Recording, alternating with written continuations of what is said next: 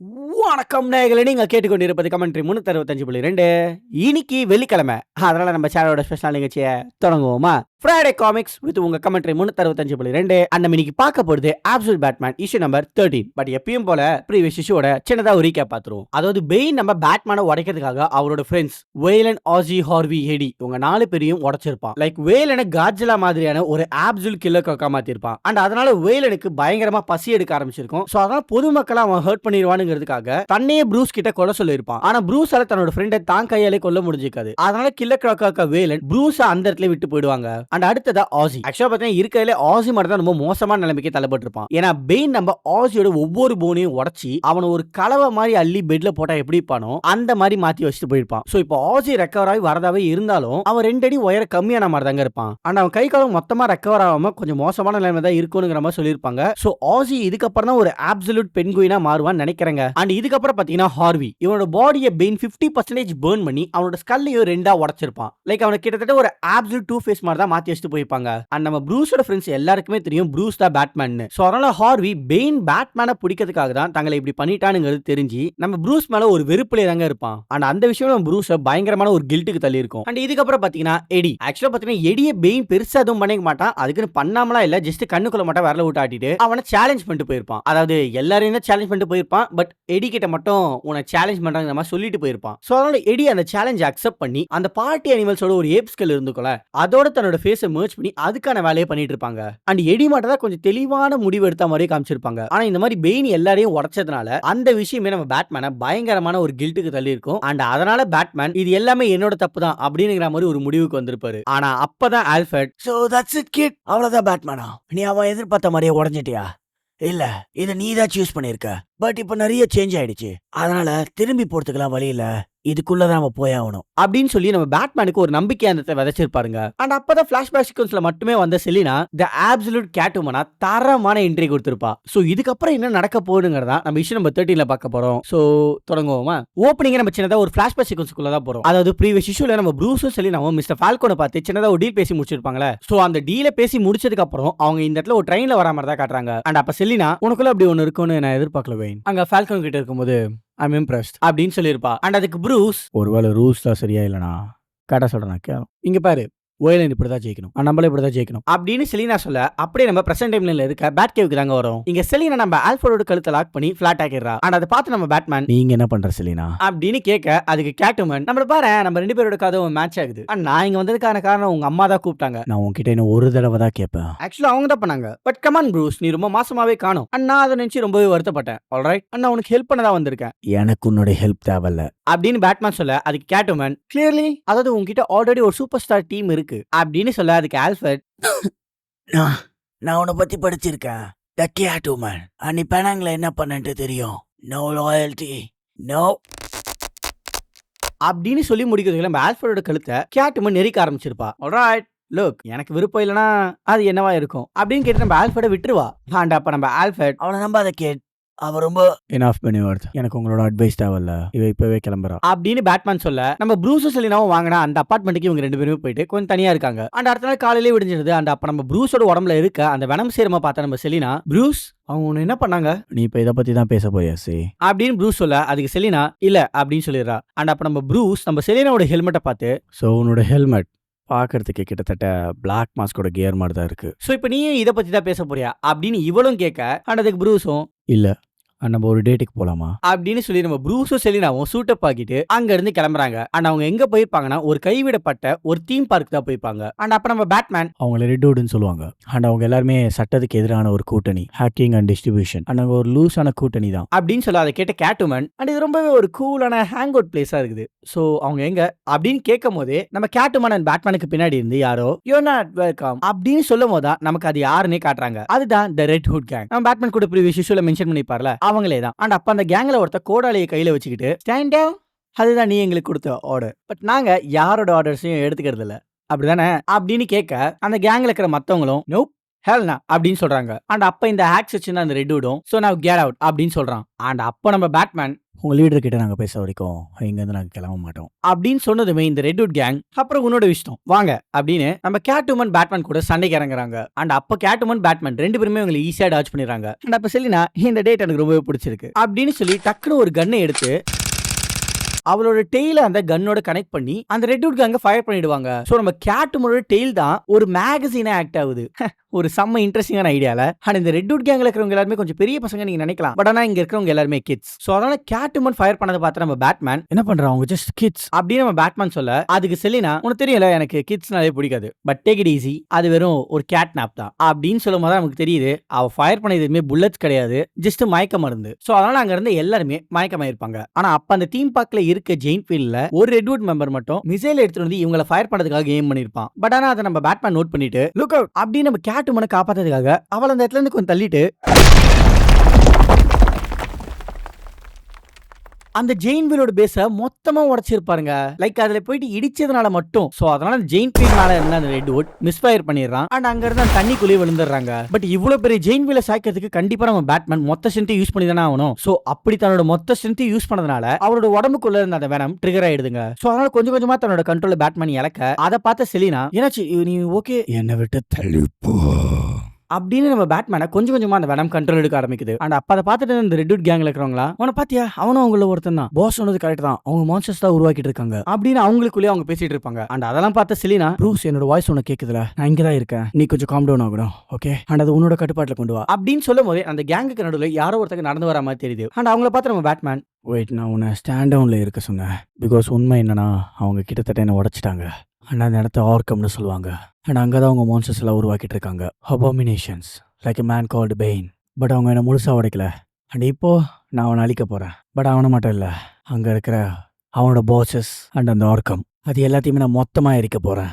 But எனக்கு உன்னோட help வேணும் அப்படின்னு சொல்ல அங்க இருந்த மற்ற ரெட்வுட்ஸ்லாம் இப்போ எங்களுக்கான வாய்ப்பு என்னன்னா நீ தான் அந்த abomination man, get him hold it.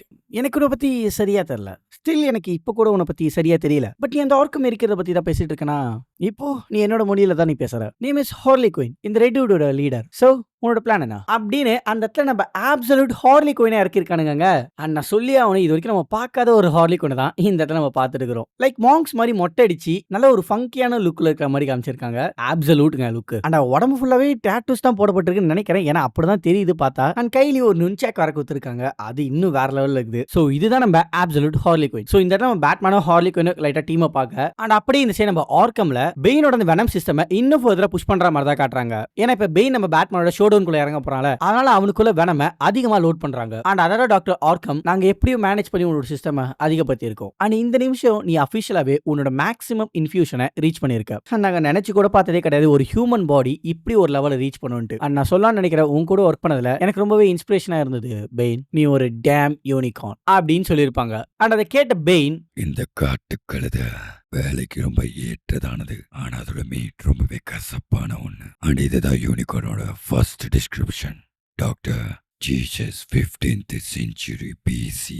And விரைவில் உங்களுக்கு என்னோட ரீப்ளேஸ்மெண்ட் கிடைக்கும். அண்ட் அவனுக்கு ஒரு புது பெயின் கிடைப்பான்.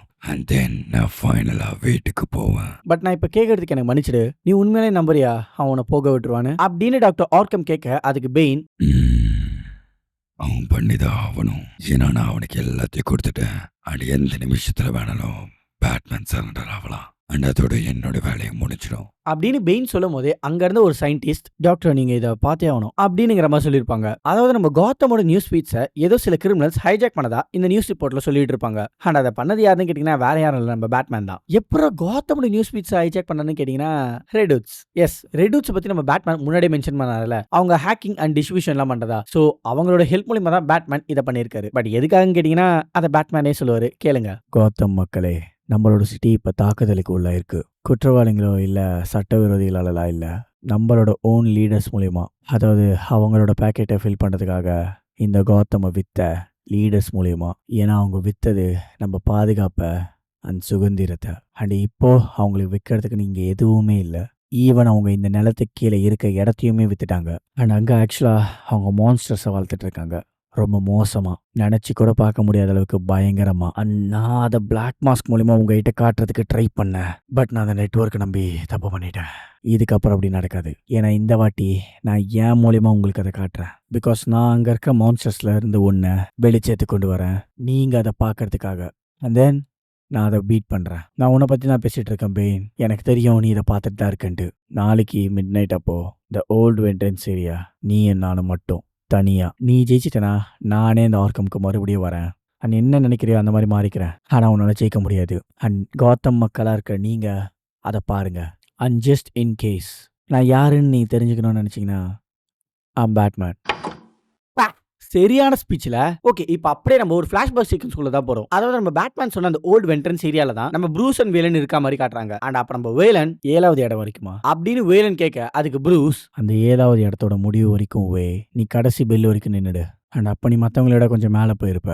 ஏன்னா செகண்ட் ரவுண்ட் அப்போவே எல்லா சைட்ஸும் டவுன் ஆகிடும். Maybe third. ஸோ இந்த வழியில் நீ பெருமையோட வெளியில் போகலாம். அண்ட் உனக்கு ஜிம் ஓப்பன் பண்ணுறதுக்கு போதுமான அளவு கேஷ் உங்ககிட்ட இருக்கும். ஸோ யூ வின் அப்படின்னு சொன்னதுமே அதை கேட்ட வேலன், உனக்கு தெரியுமா ப்ரூஸ் என்ன ட்ரெயின் பண்ணுறதுக்கு எதுக்கு நான் உன்னை ஹையர் பண்ணேன்னு? ஐ மீன் ஸ்கில் வைஸாக நீ சரிசமமானவன் தான். ஆனால் நான் உன்னை ஹையர் பண்ணேன் பிகாஸ் நீ என்னோட பெஸ்ட் ஃப்ரெண்ட். தி காய் லைக் எ பீபோ ஃபால்கோன். அவங்க தான் இந்த சிட்டியை ரன் பண்ணிட்டு இருக்காங்க. ஸோ இல்லை, எனக்கு அவங்களோட ஒப்பந்தம் போட விருப்பம் இல்லை. அவங்கள தோக்கடிக்கணும். இங்கே இந்த ரிங்ல என்னோட கார்னர்ல என்ன நம்புற ஒருத்தன், என்ன முழுசா நம்புறவன். நீ நானும் எத்தனை விஷயத்த கடந்து வந்திருக்கோம், எத்தனை விஷயத்த மீண்டு வந்திருக்கோம். ஸோ அதனால அந்த பர்சன் நீ தான் நினைச்சேன். பட் நான் தப்பு பண்ணிட்டேன். So Bruce vein you fired. இல்ல, நான் அந்த 7வது இடத்த தாண்டி வந்து ஜெயிச்சு காட்டுறேன். ஸோ நான் இங்கேருந்து கிளம்பு, ஏன்னா நான் ரெடி ஆக வேண்டியதுக்கு ஒரு ஃபைட் இருக்கு அப்படின்னு வேலன் சொல்லும் போது நம்ம ப்ரூஸ் அங்கேருந்து கிளம்பிடுவாங்க. ஸோ நம்ம ப்ரூஸ் வேலன் 7th பொசிஷன் வந்ததுமே கேமை டிக்ளேர் பண்ண சொல்லிடுறான் தான் நினைக்கிறேன். பட் வேலன் பிபோவோட சண்டை போட்டு ஜெயிக்கணும்னு தான் நினைக்கிறான். ஸோ அதனாலேயே இவங்க 2 பேருக்கு நடுவில் சின்னதாக ஒரு கிளாஷ் உண்டாயிடுது. அண்ட் நிறைய பேர் இந்த இடத்துல கன்ஃபியூஸ் ஆகிப்பீங்களோன்னு நினைக்கிறேன். ஏன்னா வேலன் கிட்ட தான் ஆல்ரெடி ஜிம் இருக்கே, அப்புறம் எதுக்கு இன்னொரு ஜிம் அவன் உருவாக்க போறான் அப்படிங்கிற மாதிரி நிறைய பேர் கேள்வி வரலாம். ஆக்சுவலாக பார்த்தீங்கன்னா இது ஒரு ஃபிளாஷ்பேக் சீக்வன்ஸ். ஸோ அதனால வேலன் கிட்ட கிராக் ஜிம்னுங்கிறதுல ஒன்று கிடையாது. ஸோ அதனால யாரும் கன்ஃபியூஸ் ஆகிக்காதீங்க. இது நம்ம வேலன் கிராக் ஜிம்லாம் வச்சுக்கிறதுக்கு முன்னாடி இருக்கிற ஃபிளாஷ்பேக் சீக்வன்ஸ். சோ இப்போ நம்ம அப்படியே ஃபிளாஷ்பேக் சீக்வன்ஸை முடிச்சிட்டு பிரசன்ட் டைம்ல இருக்க பேட் கேவுக்கு தான் வரும். அப்படிங்க நம்ம செலினா, ஆனா உனக்கு அந்த இடத்துல போதுமான அளவுக்கு அட்வான்டேஜ் எடுக்கிறதுக்கு வெட்ஸ் இல்லையே அப்படின்னு சொல்ல, அதுக்கு பேட்மேன், இல்ல அது ஒரு ஐசோலேட்டடான இடம். பட் ஐடியா என்னன்னா ஜஸ்ட் நானும் அவனும் மட்டும் லாஸ்ட் மேன் ஸ்டாண்டிங். எனக்கு புரிஞ்சு, பட் எனக்கு ஒரே ஒரு விஷயத்தை மட்டும் ப்ராமிஸ் பண்ணு அப்படின்னு கேட்டோம் சொல்ல, அதுக்கு பேட்மேன், அது என்னது, வெனம் மட்டும் யூஸ் பண்ணிடாத ப்ரூஸ், ஏன்னா அவங்க அதை தான் எதிர்பார்க்கறாங்க. அண்ட் அது ஒர்த்தானதும் கிடையாது. ஏன்னா நான் அதை பார்த்திருக்கேன், அது மக்களை என்ன பண்ணுன்ட்டு. அது மக்களை என்ன பண்ணுது சே.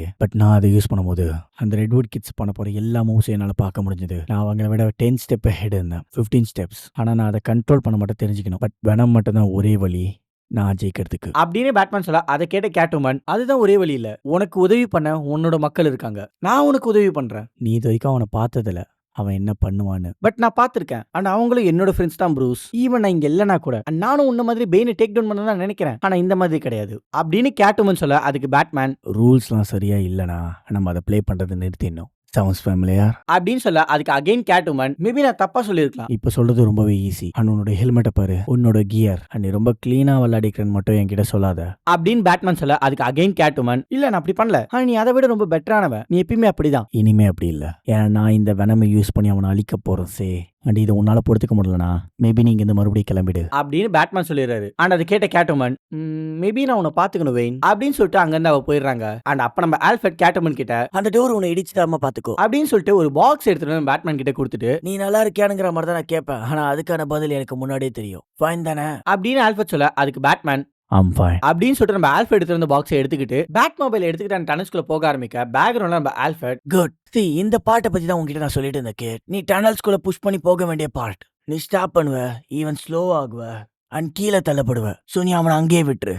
தட் மேன் சாஃப்ட் வீக், அவன் அந்த சேத்திலே ஆழமா தோண்டி புதைச்சிட்டு நீ என்னவா மாறணும்னு இருக்கிறியோ அந்த மாதிரி மாறு. Like rice as a monster because இது வார், நீங்க ஜெயிக்கிறதுக்கான எந்த ரூல்ஸும் கிடையாது அப்படின்னு நம்ம ஆல்ஃபர்ட் சொல்லும் போதே அந்த டனல்ஸ்குள்ள இருக்க தி அப்சல்யூட் கில்லர் கிளாக் தான் காட்டுறாங்க. அண்ட் அப்படியே டு பி கண்டினியூ போட்டு முடிப்பாங்க தான் நினைக்கிறீங்க, இல்ல தி ஃபைனல் ஷோடவுன்னு சொல்லிட்டு அப்படியே இந்த இஷ்யூவை முடிக்கிறாங்க. தக்காளி ஒரு அப்சல்யூட்டான ஒரு ஃபைனல் ஷோடவுனுக்கு செட்டப் பண்ணிருக்கானுங்க. ஸோ நேர்களே எல்லாருமே நெக்ஸ்ட் ஃப்ரைடே கம்ஸ்க்கு தயாரா இருந்துக்கோங்க. அண்ட் இதுக்கு முன்னாடி வந்து ஏதாவது இஷ்யூஸ் எல்லாம் நீங்க பார்க்காம இருந்தீங்கன்னா கண்டிப்பா போயிட்டு பார்த்துருங்க, ஏன்னா நெக்ஸ்ட் இஷ்யூ சம்பவம் இருக்க போகுது. ஸோ இப்போ எல்லாத்தையும் பார்த்துட்டு ஃப்ரைடே கம்ஸ்க்கு ப்ரிப்பேரா வந்துருங்க. ஸோ அது வரைக்கும் நீங்க கேட்டுக்கொண்டு இருப்பது கமெண்ட்ரி 365.2.